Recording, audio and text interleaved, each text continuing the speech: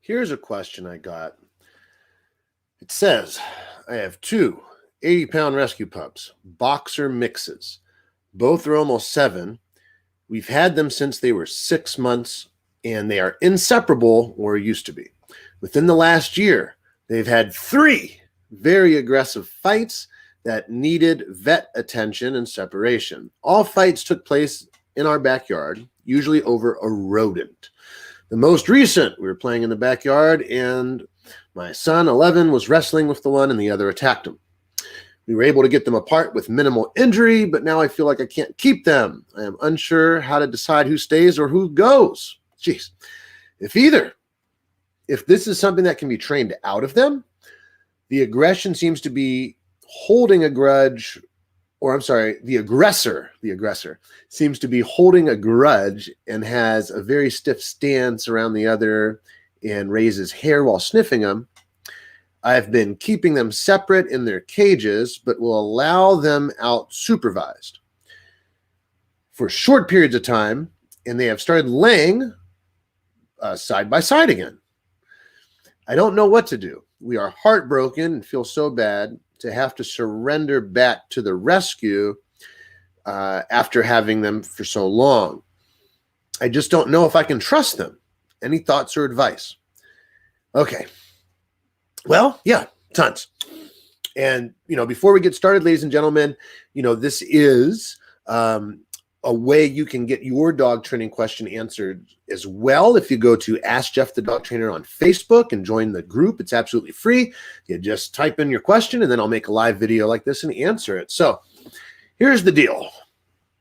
When you have a big dog, it's a big problem if they happen to be bad, and that's bad enough. But if they happen to be aggressive, that's pretty tough. Now, all dogs can be aggressive, and I want you to know off the bat, it doesn't matter the dog, the age, the breed. They can even be aggressive at 8 weeks old and younger. But the deal is this.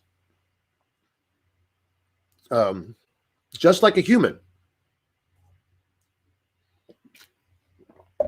we don't always act with the same wonderful, bubbly personalities. I mean, most of us do, right? But no, sometimes humans can get cranky. Sometimes they can get upset. And when that happens, well, there's going to be a difference in behavior. Now, for dogs, sometimes we consider them aggressive when they're not necessarily aggressive. That's just a part of their personality that they're expressing. All right. So how do we get to a place we can trust our dogs again after a fight? Well, it sounds like you're already on a good path. Okay, so you're not letting them fight again. That's great. So by keeping them in separate cages and allowing them out to be supervised for short periods of time, that actually led to them laying side by side. So that's huge. Some people aren't able to do that. Now, the fact that the fights are like super bad, that's tough. Now, what happens is dogs will try to figure out who's in charge. And what some dogs will do is constantly compete for that top dog spot. And here's why. If you have 8 dogs, and let's say one was meant to be leader, that means it basically tells all the other 7 what to do. Nobody tells it what to do. Now, if you're number 2 dog, you take orders from number 1, but you give orders to the other 6. If you're number 3 dog, you take orders from the 2 top dogs, but then you give all your commands to the other 5, right? So on and so forth. So if you have a top dog, let's say from one litter, and let's say the other dog was from another litter. I don't know if that's the case here, but let's just say it was. And that dog is also a top dog. Like there's going to be some competition there. Now, usually there's only one top dog within a given litter, and everyone else falls second suit. So what happens when there's 2? Well, one has to go. Yep. And so what could be going on is, regardless if they came from the same litter or not, if one of your dogs thinks that the other dog should be taking orders from him, or the aggressor, let's say, Not sure if they're boys or girls, sorry. I'm assuming boys. But if that the aggressor is the one that is saying, hey, you need to listen to me, and the other one doesn't, that's what's going to start a fight each and every time. And the reason being is the dog saying, look, you need to listen to me. If you can't listen to me, I must eliminate you. It's not healthy for you not to listen to me. I'm in charge. I can't run the show here if you don't take my orders, which usually means somewhere along the line that dog thinks it's giving humans orders too, to some level. And what typically will happen is because we, as the people, are accidentally empowering our dogs into leadership, then they will further express that with the other people in our home or dogs or whatever. And when another person or a dog doesn't agree, that's what starts this all-out war, where it's not just a little correction at this point. It's like, you got to get out of here. Now, usually this develops over time, which means in the beginning, the dog's doing everything it can to try to get the other one to listen. But then when it finally, gives up, it's like, okay, well, I don't know. One of us has to go. This is no way to live. This is very similar, like a toxic human relationship, where sometimes it's healthier for certain humans to separate versus stay together, regardless how much they love each other, if the relationship becomes toxic and it's unhealthy for both of them. So for dogs, it can be very unhealthy for both of them, even though for the one, it's not as bad, because the dog's like, look, I don't want to listen to you. Life's good. I don't need to control you. I don't need to correct you, but I'm definitely not taking your orders. And so like two little kids, if they're not getting along, what's going to happen? They could probably fight, right? They're not as civil as us adults, because adults, we never fight when we're upset, ever, right? So just like, a human that's been in a fight before, can you trust that human ever, again, not to fight? I mean, think about it. Seriously. I mean, if a human's fought before, once or twice even, can you trust that human's been rehabbed and won't fight again? Perhaps. And can you trust a human that's never fought to never fight ever for their entire existence? Well, if you're thinking what I'm thinking, there's a first time for everything. And so even for the dogs or humans that's never had this issue, it doesn't mean it won't develop. So I'm not saying it might not be a bad idea to get some easier dogs if you're not too attached. It sounds like you're ridiculously attached. But especially, you got to be careful, especially if you have a little son, because what if that dog would have bit your kid? Oh my gosh, when they were fighting, like what if that happened? Or what if they, one bit the kid and then they both decided to attack the kid? I'm not saying they would, but what if they did? Oh my goodness. Now, again, if they never fought each other, that'd still be a risk. And see, that's the problem, is many of us live with dogs and we don't realize the potential risk until we do. And then by then it's like, oh my gosh, what do I do? For me, I know it's a creature that will eventually have 42 teeth, no matter how cute and small they are as puppies. And when they develop into that adult-like mentality, they can get pretty stubborn, like some adults can, right? They can. So what do we want to do? We want to start laying down the law is what we want to do. And we want to start creating this environment of what you say goes, and that's it. No questions asked. And you want them to both work independently of each other. And you, under no circumstances at all, when you're giving attention to one, let the other just be rounding about and make its decision of what to do. When a dog's shown issues like this, you want to tell the dog what to do. Hey, you stay there. My son's playing with this one. But this playing wrestling thing could be bad altogether. And, in my book, The Ultimate Guide to End Puppy Nipping, one of the things I talk about is rough housing. And that could be a really rough situation to try to stop nipping in.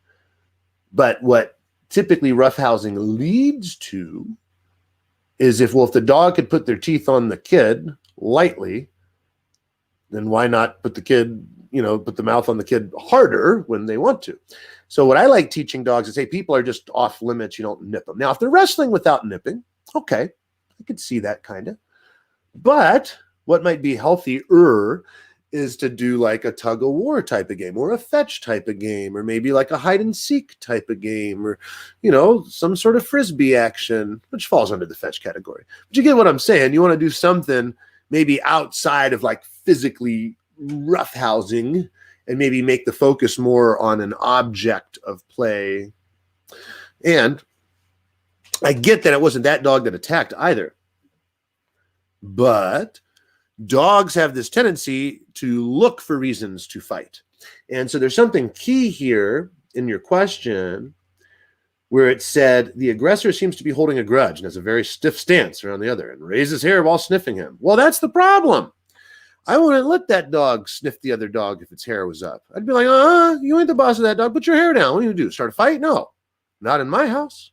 Put your hair down. Now, the dog won't put their hair down. You got to be careful. So big disclaimer, whenever you're working with any dog, you could get bit. Whenever you're trying to fix a bad behavior, you're more likely to get bit because you're contradicting a dog. Okay. Now, if you do everything the dog wants, you're not as likely to get bit. You still could. But when you go to actively try to stop a bad behavior, you are at high risk. So just be careful. Okay. So take this advice with a grain of salt. But what I do personally, and what I teach my clients how to do, is how to get their dogs to a certain level of obedience that they can actually control that behavior and say, hey, no, knock it off. Look at me while that dog sniffs you, or down, stay, or lay on your side, what we call chill pill. You stay there. That dog's going to sniff you. Oh, your hair's up still? Okay, then you won't be getting up yet. You stay right there. Okay, you relax. Okay, the dog's coming back in to sniff you. Okay. Oh, hair's back up. Not yet. Okay, let's try it again. And it takes a high level of control here. And it definitely helps to have more than one person helping.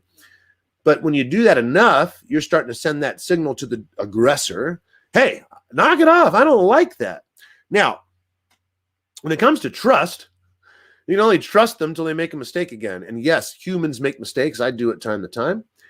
And because of that, you can't really trust them ever. It's insane to trust them. Or is it not? Because, you know, human beings have showed us it's not really safe to trust humans, but we do it all the time, right? At least most of us. Because it's kind of like a healthier way to live versus always being the pessimistic, this person's going to wrong me. Sometimes it's best to give them the benefit of the doubt. And if they wrong you, okay. Now, if the dogs, it might not be that case because, hey, if they have another fight and that's big and you can't break it up, oh, no, right? So first and foremost is knowing how to break it up, too. And, you know, you want to be able to break up the fights in a way where it's easy and it's not taking you all day and, you know, it's just quick, boom, done, over with. Now, what I found by far to be the absolute most effective way to break up fights is just don't let them fight because they don't have to break it up. But number two would be the oxygen supply. They can't breathe. They really can't bite. So if you have a slip lead or something that tightens, you can do it with a flat collar. It's very rough and they can easily come off over their heads.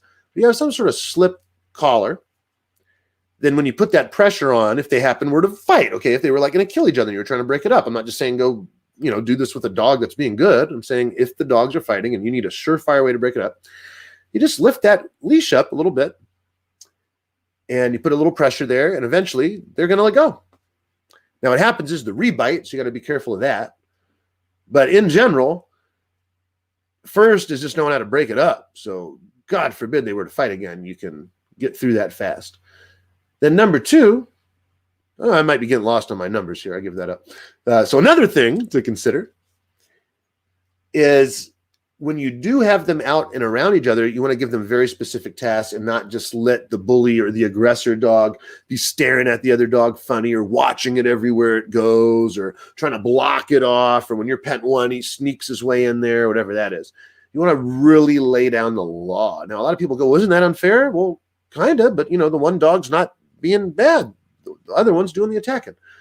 Now, in some of these instances, when I've done a full eval, I've realized, actually more often than not, that the dog the person thought was the aggressor wasn't. And sometimes it was that dog that was being bullied, even though the person couldn't see it, or it was that the other dog that was actually antagonizing that dog to bring about the attack. And those are always tough because people are like, no, this is the good dog. And then once they see it my way, they get help. But it's not always the case. Sometimes the one that we believe is the aggressor absolutely is. So with the aggressor, I would follow some very, very, very, very clever rules.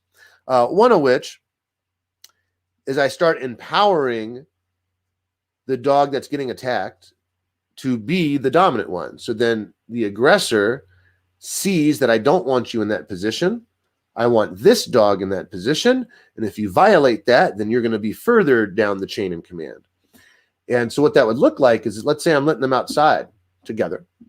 I would have both of them stay, and I would release the dog that's getting attacked and say, okay, you go outside first. Now the aggressor is going to lose their mind and be like, no, I got to go outside first. And no, you don't. You're not in control anymore. I am. And what I say goes. Because what's cool is the one who's top dog, like the leader dog, they're able to tell number two, if number two has a problem with number three, they could tell number two, knock it off. And number two would have to listen. That's how it works. Yep. Oh, yeah. So a big part of this, too, is the fastest way to change your dog's behavior is to change your own. But a lot of people don't know what to change. So here's some things. These are big ones, especially when you're dealing with dogs that believe they're in control. You want to take all control away from them. So if your dog happens to tell you when to pet them, end that today. Say, boop, done. Not doing that. My dog's not going to tell me what to do. If your dog's telling you when to wake up, end that. Nope, done. If your dog's telling you when to feed them or when to go for walks or when to play games, end that. Another big one is if someone's coming in that door and your dogs happen to greet, if your dogs are greeting first. And you don't want your dogs greeting people first. And furthermore, you don't want your aggressor dog greeting the people first, because that just empowers that dog to be boss. So what you would do is, hey, aggressor dog, you stay over there. I'm going to greet the people first. And now dog that's getting beat up, you go and see the people. Aggressor dog, stay right there. Okay. Now that you're done, dog, you can stay there if you want. But, if so, you got to really watch, because that aggressor dog can go right in and attack. So usually in the beginning, I'll take the dog that's getting attacked and move them to someplace safe. Okay, aggressor dog, your turn. But when the aggressor dog comes in, I'm not going to let you sniff the people with your hair up. I'm not going to let you sniff them at all. In fact, Mr. Aggressor Dog, you're going to downstay while these people pet you. And if you keep trying to sniff them, then we're going to stay here till you get it right. What this does is that dog that wants to buck and fight tooth and nail to be the one that's in charge, the one to be the boss, they're going to start giving that up really fast and go, you know what? I don't want to mess with this person. Whatever they say goes. Every time they ask me to do something, they win. And geez, they really showed me the light. I know exactly my place in this pack now. But you want to have structure. You want to create rules.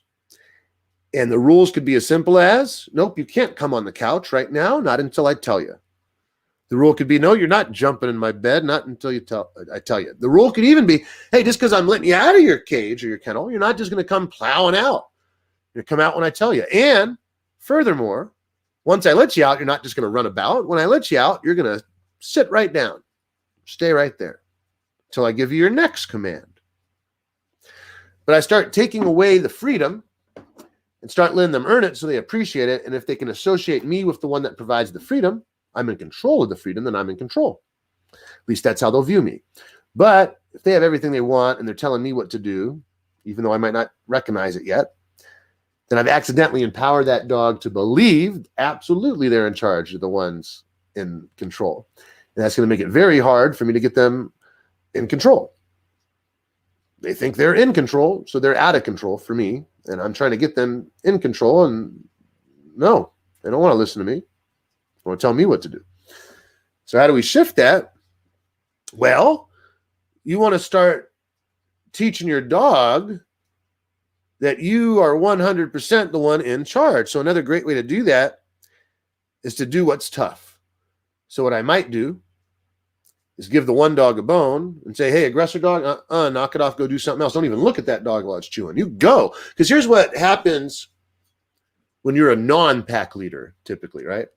And the further you are down the chain, the more you'll exhibit this behavior. So let's say you're chewing a bone, right? And you're the non-pack leader, and here comes the pack leadery dog. You'll just be like, whoa, dude, nope, I wasn't chewing a bone. You want that, Mr. Pack Leader and Mrs. Pack Leader? Go ahead and take that thing.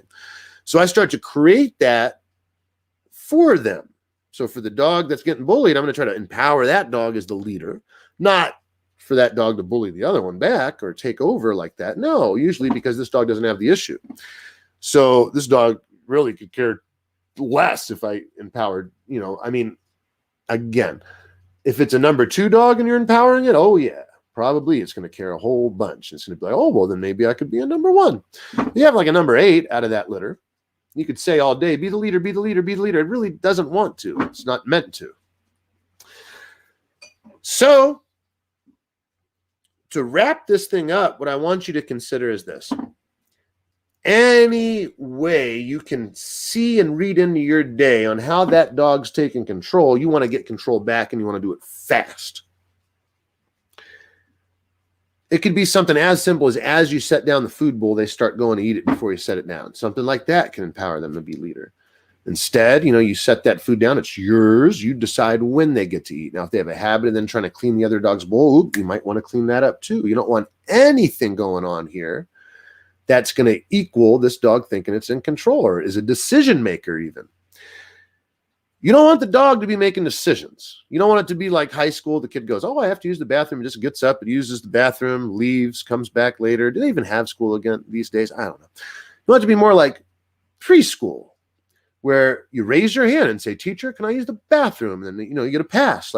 So everything around your dog's life needs to be structured where the dog has to ask you for permission. And one of the easiest ways to know your dog's asked you for permission is through eye contact. So if a dog wants a biscuit that's there and you're here, they'll typically do this. Whine, whine, look at you. Whine, whine, look at you. And it's their way of saying, can I have that? Asking for permission. Now, sometimes they're telling and saying, give me that thing, human. But what we're looking for is that eye contact. So an easy way to wrap your head around this is instead of just like opening the door, the dog's going to stay and you tell him to go, which is level 1. That's great. But, if maximum awesomeness would be, you open that door, that dog knows not to go out and just immediately looks at you and say, okay, tell me when. And that's what you want. Back to that whole, jump, how high kind of response. That's what you're kind of looking for. So instead of your dog going, hey, I have a great idea, I'm going to go start a fight. Instead, your dog goes, well, I'm thinking about fighting. What do you think? Should I? Good idea? And then if you say, no, bad idea, go stay over there, now your dog's starting to learn over time. It's reshaping the brain because they're going to have to ask that question like a million times. Hey, is it cool to fight now? Hey, is it cool to try to bite the dog now? Can I go attack now? What about now? And as long as you keep answering, nope, nope, nope, nope, and do it right at the thought, as the thought's being thought about, right in that moment, you want to interrupt them, okay? Because if you interrupt, you'll disrupt that crazy thought, and then you want to disengage, which means you're going to allow them to maybe think the thought again, and then same thing, and interrupt it. And if every time that dog goes to think that negative thought, you interrupt it, eventually it can't go back to that pattern of thought, okay? And that's what we're looking for. All right. If you have more questions, let me know. And remember, if you want to get your questions answered, join my free Facebook group, Ask Jeff the Dog Trainer. You can find that on Facebook, right? Keyword, George Washington's White Horse. Free Facebook group found on Facebook. Makes sense. The way you find it is you just go to the little search tab and you punch in Ask Space Jeff. You don't have to type the word space. It's just like hitting space on the space bar or thumbing it if you're on the phone. Do we do the yet? Ask Jeff. Yeah, the, and then dog, space, trainer. That'll get you there. Now, if you want to go deeper, check out askjtdt.com. Now, the JTDT is short for Jeff the Dog Trainer. Askjtdt.com /CC360. And that's one of the most easy ways that you could just start working with me right now. And we meet each and every week. Okay. So basically, if someone were to buy like 6 sessions off me, you can get the same value right now. And that same money will go a lot further and you'll have me for like, 24 sessions? It's something crazy. But not just that, you're going to get hours of pre-recorded content covering everything from your nipping, your jumping, your barking, your fear aggression, your reactivity stuff. Any type of thing you could think of when it comes to a behavior problem, it's in there. And if it's not in there, you let me know, and then I put it in there. I make it for you, and we do it. And typically we'll do it live, which is awesome. And we'll get feedback from our other members who are just kick butt, and they continue to make me so proud because the results they're getting are phenomenal. Okay. Why? Because they keep showing up, they keep asking questions, and that's what keeps getting them progress. All right. So have a good one for now. Again, you can find that at askjtdt.com, capital CC360. All right. I'm going to try to look cool when I hit this end button. So I'm not looking at the screen now. You have to press it once, and then you press it twice, and then you go. Bye for now.